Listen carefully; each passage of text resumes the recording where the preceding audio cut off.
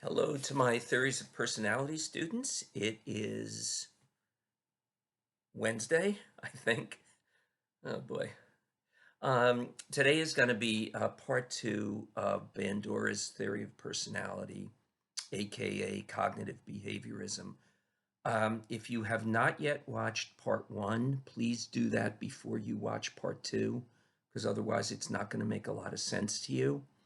Um, if you have watched part one, you know that we began to talk about Bandura and how Bandura modified Skinner's theory.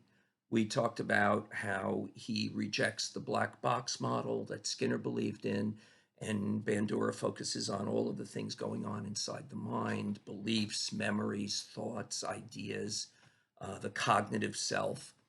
Um, and so we spent a good 40 minutes covering all of that. And again, I'm not going to review that now. You need to go back to part one if you haven't watched it yet. But I'm going to pick this up and kind of complete Bandura. Once I finish Bandura, which should be this lecture, then the only thing left coming up are the humanistic theories, specifically Rogers and Maslow. And I'll be getting you some information about your final, which is a couple of weeks down the road, and so on. Everybody should have gotten grades from me by this point. I sent them in a separate attachment the other day. If for some reason you didn't, just rlinden@sussex.edu. Let me know that. Grades were pretty good overall. I was pretty pleased, especially given how crazy the semester's been and what we're all facing. So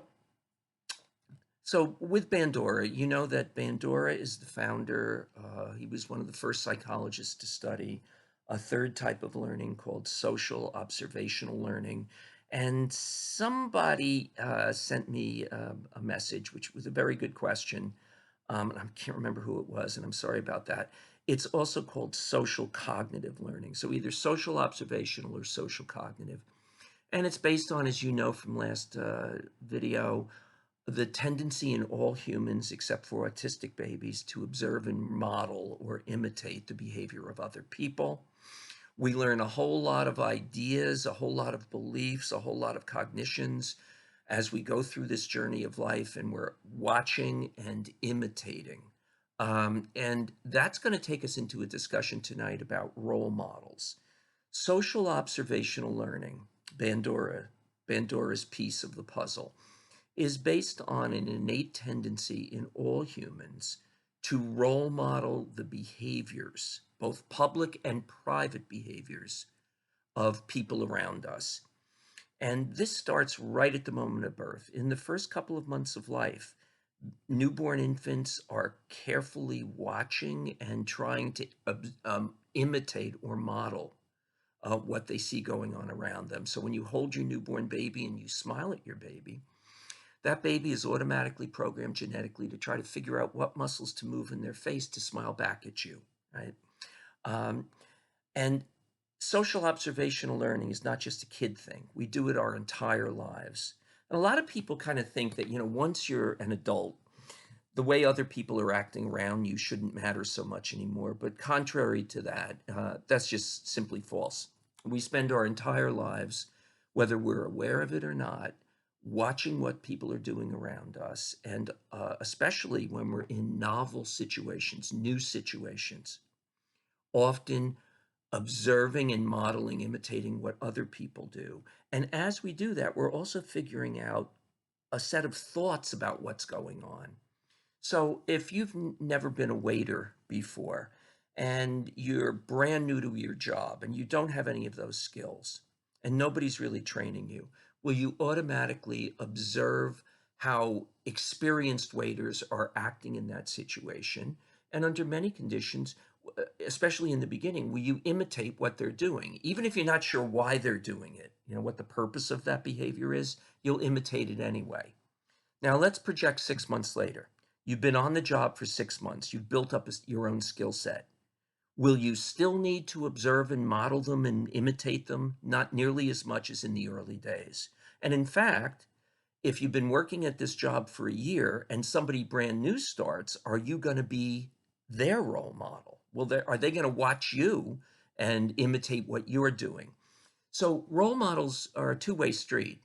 We all have role models as we go through life, but we also are role models for other people.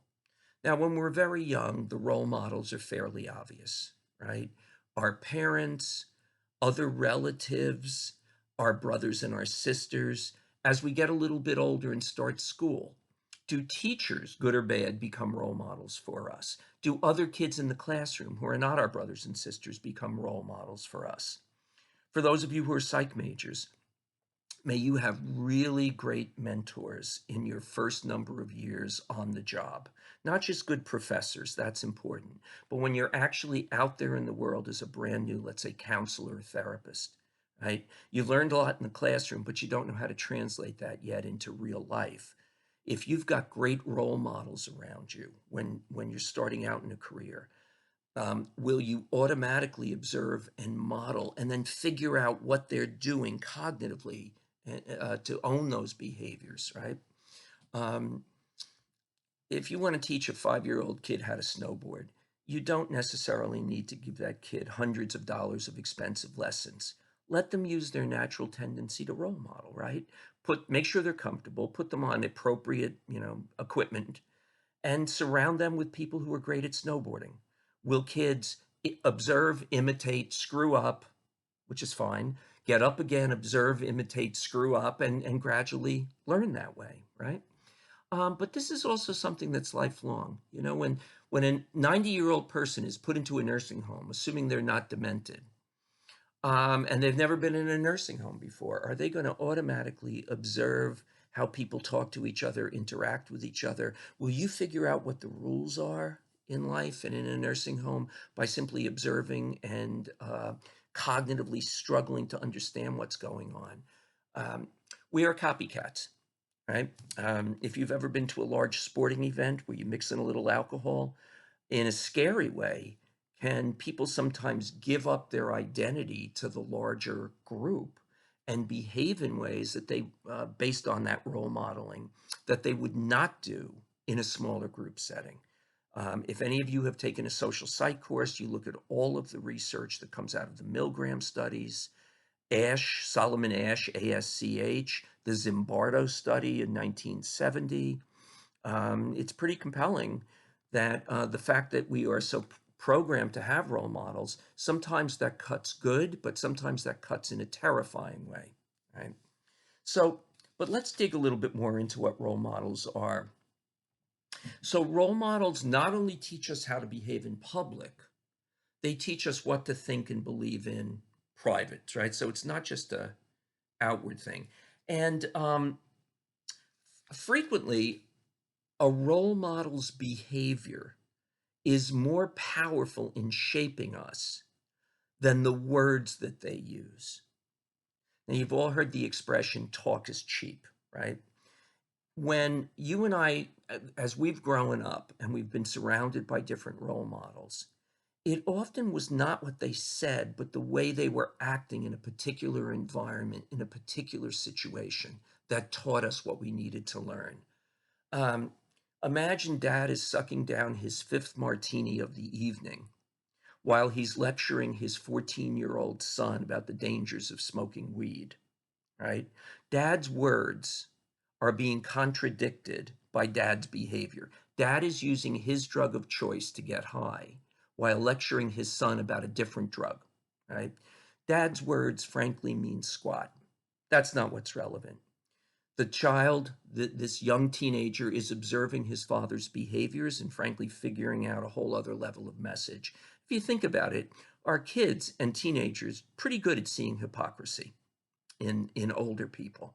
And frankly, I think that's a great skill set. I think we need to be able to see the hypocrisy sometimes. So it's not always what we say that's the most salient, important part of being a role model. It's the way we live our lives. It's what we do.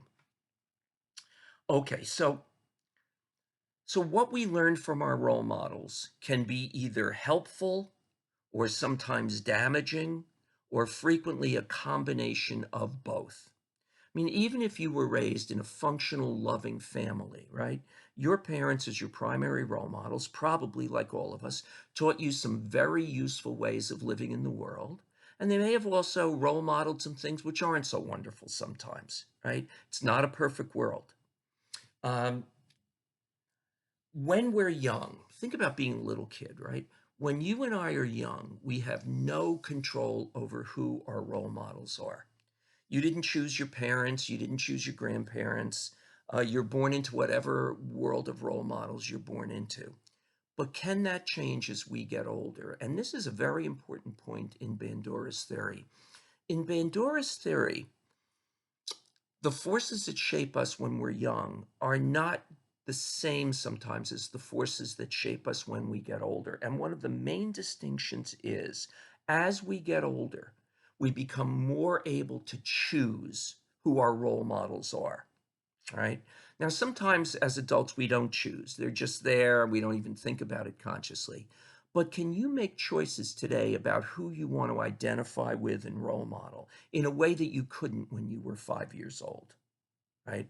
Um, did any of you ever sign up for a particular college course and after the first week you said to yourself, I'm not gonna, I gotta do a drop ad. This is not right. This person is not the right person for me, right? You can do that in a way as a college student that you couldn't do in the same way when you were in first grade. So as we move into adolescence and adulthood, we can begin to make choices about the people who are better role models for us and others who are not so good. Now, let's always remember it's also working the other way. You, whether you like it or not, you are a role model for other people, right? And there's a certain responsibility that I think comes with that. It doesn't mean you have to be phony. I mean, actually, the best role model you can be is if you're expressing something that's healthy, that's actually genuinely a part of your story, a part of who you are. But role models can sometimes be constructive and sometimes they can be destructive, and frequently it's a blend of both. But here's the good news. Let's say you didn't grow up in a perfect world, like most of us didn't grow up in, right? Can we have, is there the possibility that later in life we may meet somebody when we're older who functions as a role model that helps kind of put the lie to an earlier set of ideas that we developed in a more destructive relationship, right? If you think about being a good therapist, one of the ways to think about being a good therapist is that it's what some psychologists call the corrective emotional experience. Actually, we'll talk more about this when we get to Rogers down the road very shortly. But it's the idea that sometimes a therapist can authentically, honestly, genuinely role model a way of being in the world that the client has simply never had the opportunity to experience before. Okay, so role models can work in two ways. They can teach us what to do, but they can also sometimes teach us what not to do. So I want to divide role modeling using Bandura's theory into two subtypes. Sometimes we identify with a role model and copy their behavior, but under other circumstances, we can de-identify or disidentify with a role model. In other words, there are times in life when a person's behavior as a role model shows us not what to do, but what not to do.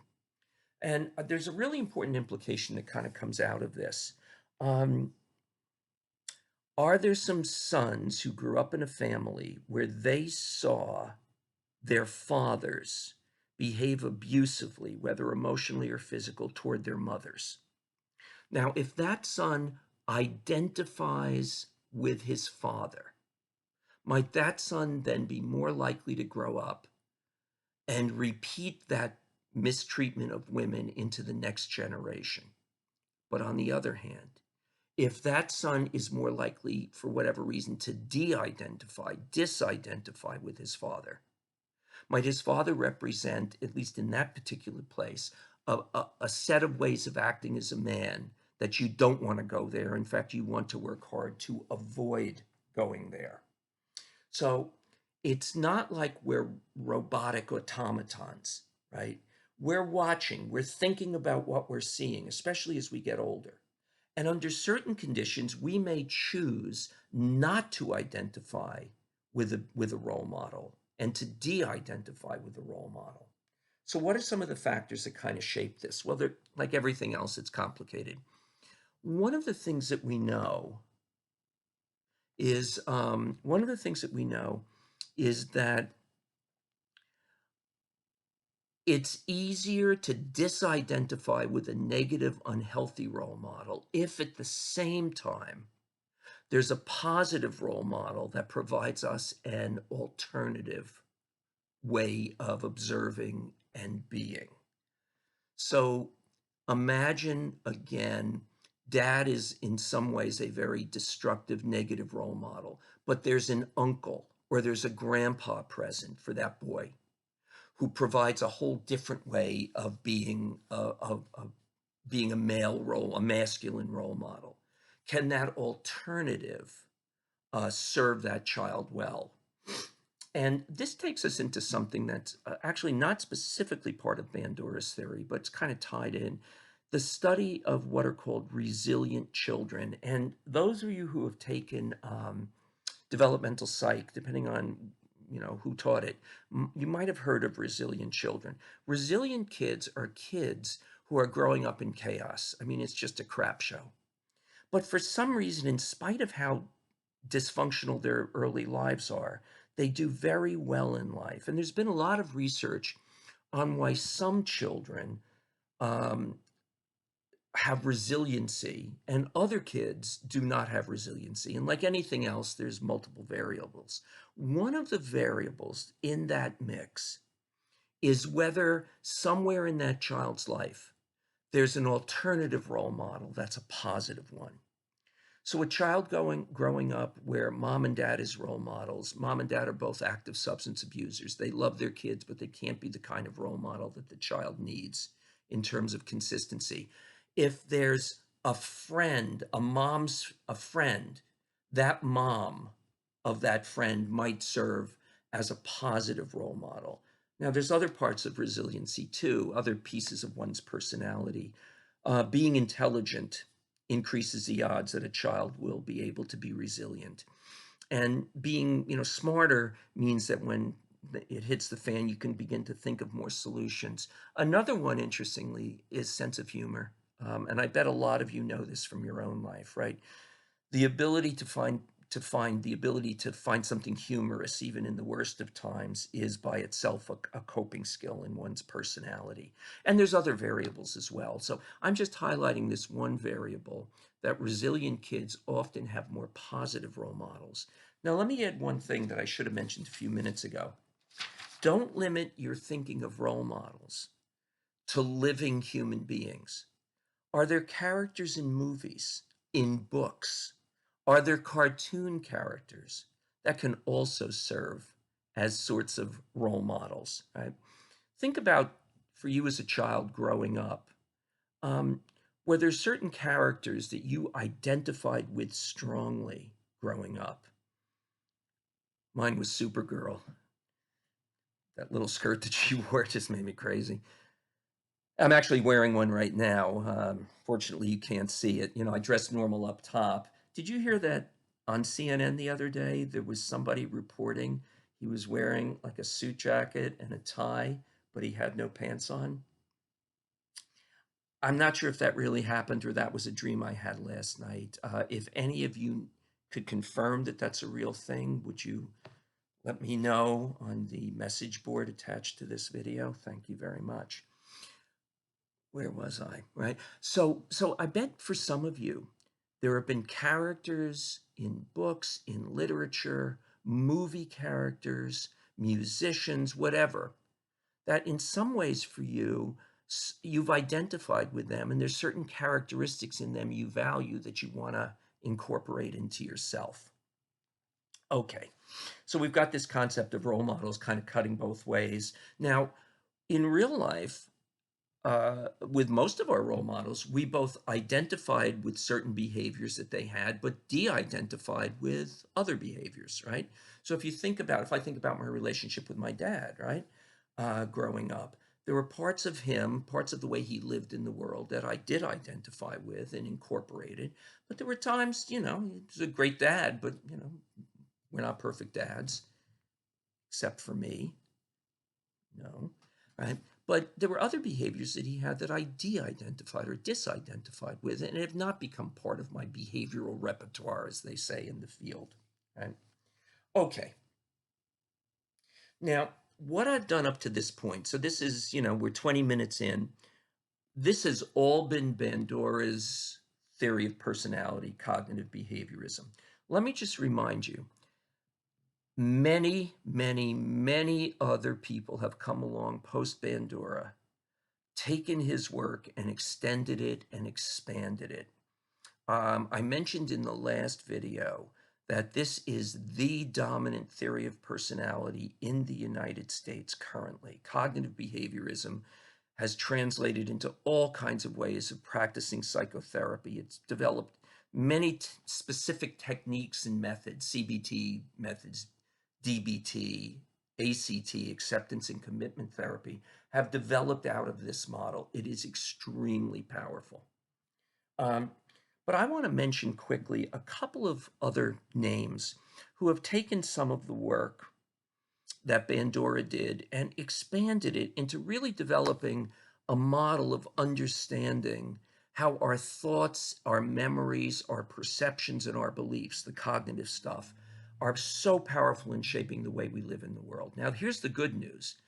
If I'm thinking in effed up ways and it's leading me to act in effed up ways, okay, I wasn't born thinking that way. I must have learned it.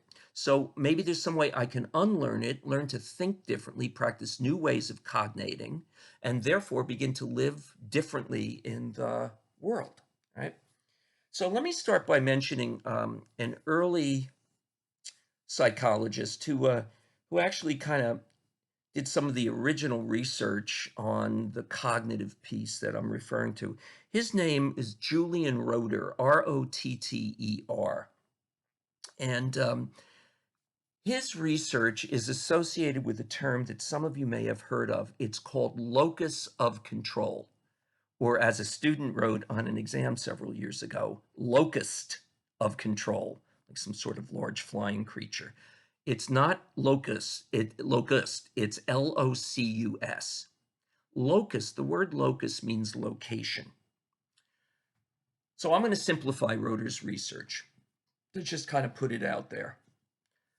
There are fundamentally two different ways in which you and I can explain the good or bad things that happen to us. We can locate those good or bad things either in us or in the world outside of us. Now, if something happens to me and I believe that I created it, I did it, whether it's good or bad, that is called an internal locus of control, internal inside me. But if the same thing happens to me, and instead of me thinking of it as something I did, I see it as something external to me. I was in the right place at the right time, the wrong place at the wrong time, or you did it to me. That's called an external locus of control. Okay? So internal, I own it. External, it's outside of me. Now, who knows what goes on in real life, right? Something happens to you and you like it or you don't like it. It's good or bad. It's maybe internal, it may be external, it may be a combination of the two, right? What counts with cognitive psych is not what's real, but what we think is real. So if you have a personality where your default, much of the time, is what we call an internal locus of control, when something happens, you will automatically tend to view you as having a big part in contributing to it. Now, sometimes that could be really good. Let's say, for example, in a math class, you've got a big final coming up and you get a 98 on it. Terrific grade. If you have an internal locus of control, you're going to basically say, well, I made that grade happen. Either I'm great at math or I'm not great at math, but I studied real hard. It's all about I own that grade. If you got a 98 and you have an external locus of control, you're likely to feel like it was good luck, you were in the right place at the right time, or the professor made the exam easy so students would do better on it. Who knows why? It could be a mix of both. It's not about what's real, it's about how you interpret reality. And that's the whole cognitive piece, right? Who knows what reality is? It's a fuzzy thing most of the time. It's our beliefs that shape what happens next. Okay. Or you go to Vegas someday in the future when I think Vegas might be reopening, which is hard to imagine, right? And you gamble and you lose a lot of money, right? If you're more internally locused, you're going to think about what you could have, should have, would have done differently so you didn't lose so much money. If you're more externally locused, you're more likely to say, well, it's bad luck, right? Or the house controls, the house rules, which of course they do, right? So this internal external locus of control are two different what are called explanatory styles. There are two different ways of explaining things. Now, I don't want to make it sound like one is better and one is worse. They each have their ups and downs. But let's think about let's think about why people sometimes suffer in life, right? If I have a profoundly external locus of control, could it be easy for me to see myself as a victim? I didn't do anything. I have no control over what happens to me. It's you. It's your fault. You did it, right? Now, Freud talked about projection as a defense, right? Anna Freud, when we take things in us that we won't own and we project the responsibility or the blame out, in a different sense, Roeder's external locus of control could take you to that same point, right? Now, please don't get me wrong. People are victimized, but are there some people who make themselves far more victimized than they really need to be, right? Do they have a very strong external locus of control? Now, if you think about that, even though that's not healthy, does it psychologically serve some sort of purpose, right? It's not that I'm bad, it's that you're bad and the world is bad and how the world is treating me. It's very awkward to talk about this because what I don't want anybody to hear is that like being a victim is just bullshit. It's like a mental, you and I know that people are victimized all the time. I'm talking about something way beyond that. I'm talking about embracing it as a lifestyle. Poor, poor, pitiful me, how the world makes me suffer. And can you see how that sort of worldview is going to get somebody stuck, right?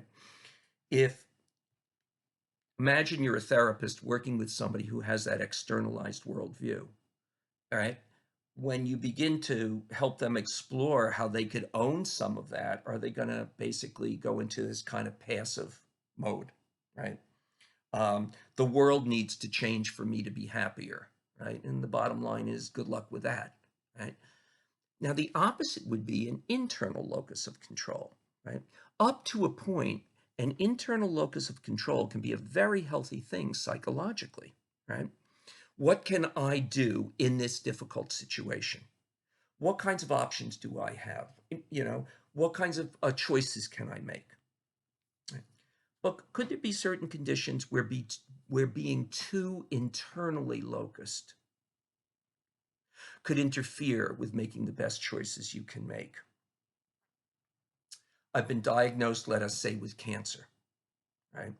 But I'm so internally locused that I believe that through my own mind, my own mental workings, I can cure a tumor growing in my brain, right?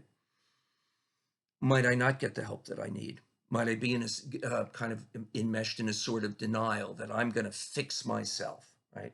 And are there people, especially men, but some women too, who are so internally locust that it is very difficult for them to ask for help?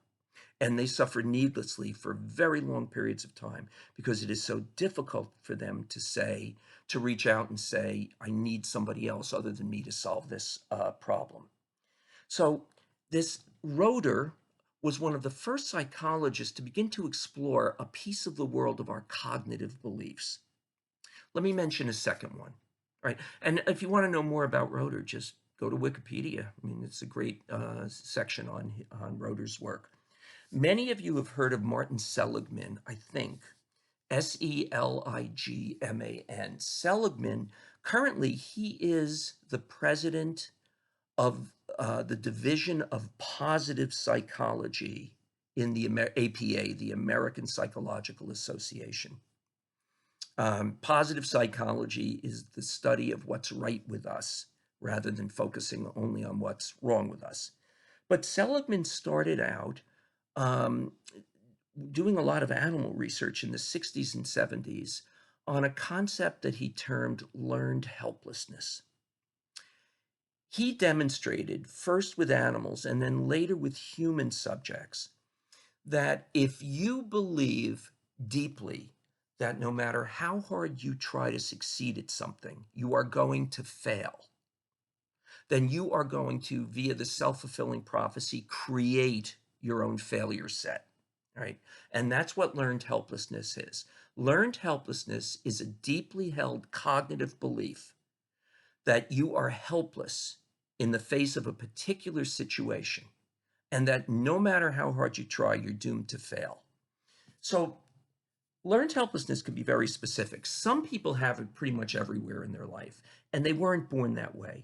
They often grew up in certain sorts of family dynamics where their parents basically convinced them deeply growing up that they were helpless. Are there certain sorts of parenting styles that could teach a child to deeply believe that they have no control over what happens to them in life? Yes. Right? But a lot of people do not have blanket learned helplessness. They have it in certain parts of their life, but not in other parts of their life. So let me use being a college student as an example. Might you have no learned helplessness as a psychology student, but have significant learned helplessness as a math student, or vice versa? I say that because I'm trying to be fair to my math colleagues who get pissed off when I use this example. All right. Um, are there some students who sign up to take a math course, and the day that they sign up, they are already in their mind's eye, the words and pictures in their mind, projecting a helpless scenario for them? Now, if I believe in a particular part of my life that no matter how hard I try to succeed, I can't control anything and I'm doomed to fail, when the going gets tough, am I going to bail early? Right? Have you all stayed in a class and you keep showing up, at least on some basis, but you stopped trying weeks or months ago, right? And that sort of failure to work, is that going to lead to actually failing? Yeah, right? It's not magic. If you bail on a course and stop energizing yourself in terms of input, you are going to fail the course, right? Or do miserably. And then will that reaffirm your belief? Now, learned helplessness, in the way Seligman describes it, has an interesting link to a psychological disorder called dysthymia. Dysthymic. It's also called the dysthymic disorder. It's a type of depression. Dysthymia is a milder form of depression. It's not like being curled up in bed in a fetal position. That's called major depression. But dysthymia without treatment often runs for years and sometimes can last an entire lifetime, right? In dysthymia, a person is mildly to moderately depressed more days than not. And to make the diagnosis in the DSM, a person has to have these symptoms for a minimum of 2 years. Many people that I know with dysthymia, who are now adults, have felt this way since they were children. In other words, they have brought a learned helplessness sort of cognitive view to their day-to-day life.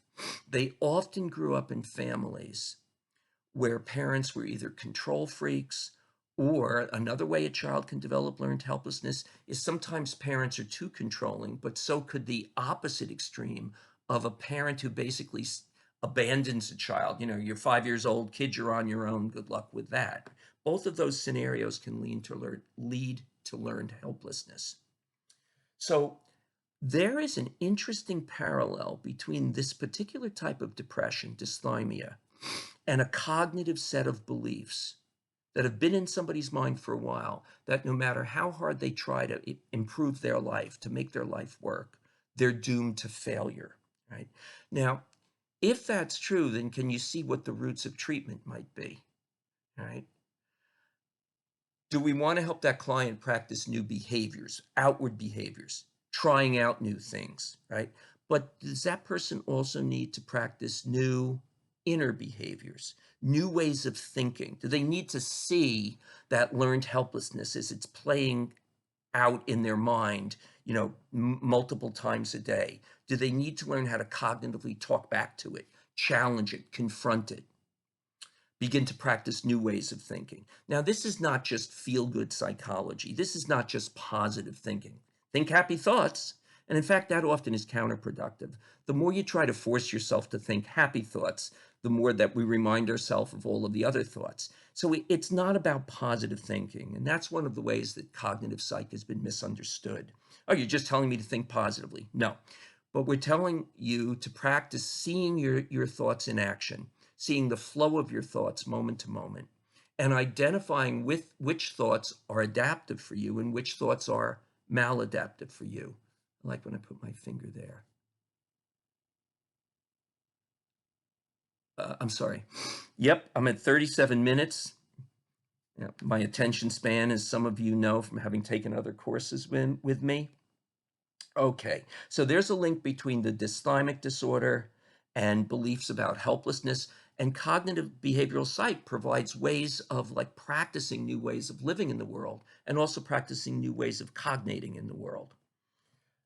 As I said, I think in the last video too, CBT has quite frankly reshaped the modern world of psychotherapy.